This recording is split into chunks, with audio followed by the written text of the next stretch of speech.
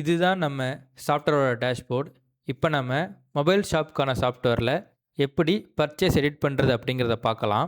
இப்போ நீங்கள் பர்ச்சேஸ் ஏற்றும்போது ஏதாவது ஒரு வேல்யூவோ குவான்டிட்டியோ ப்ரைஸோ மாற்றி போட்டுட்டீங்க அப்படின்னா அதை நம்ம எடிட் பண்ணி சேஞ்ச் பண்ணிக்கலாம். அதை வாங்க எப்படி பண்ணுறதுன்னு பார்க்கலாம். பர்ச்சேஸ் எடிட் பண்ணுறதுக்கு பர்ச்சேஸ் மெனு போய்ட்டு ப்ராடக்ட் பர்ச்சேஸ் கிளிக் பண்ணிக்கோங்க.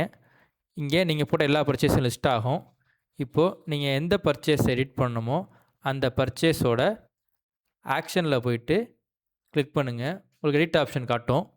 இப்போது இந்த எடிட்டை கிளிக் பண்ணிங்க அப்படின்னா நீங்கள் பர்ச்சேஸ் எடிட் பண்ணுறதுக்கான ஸ்க்ரீனுக்கு வந்துடுவீங்க. இப்போ நம்ம என்ன வேலையை நம்ம எடிட் பண்ணணுமோ அதை எடிட் பண்ணிவிட்டு அப்டேட் பண்ணால் உங்கள் நியூ வேல்யூ அப்டேட் ஆகிடும். இப்போ நான் அதை எப்படி பண்ணலான்னு பண்ணி காட்டுறேன். இப்போ ஃபார் எக்ஸாம்பிள் இந்த வேல்யூ ரெட்டுன்னு இருக்குது. இது நீங்கள் தப்பாக ஏற்றிட்டீங்க ரெட்டுன்னு. இப்போ நீங்கள் அதை கிரேன்னு மாற்றணுன்னா கிரேன்னு மாற்றிக்கலாம்.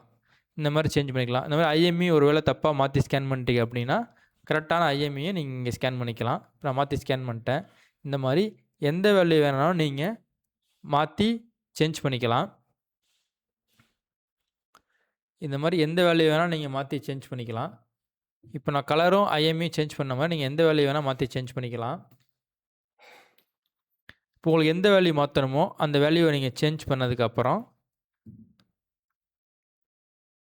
அப்டேட் பர்ச்சேஸ் இதை கிளிக் பண்ணிங்க அப்படின்னா உங்களோட பர்ச்சேஸ் வந்து அப்டேட் ஆகிடும்.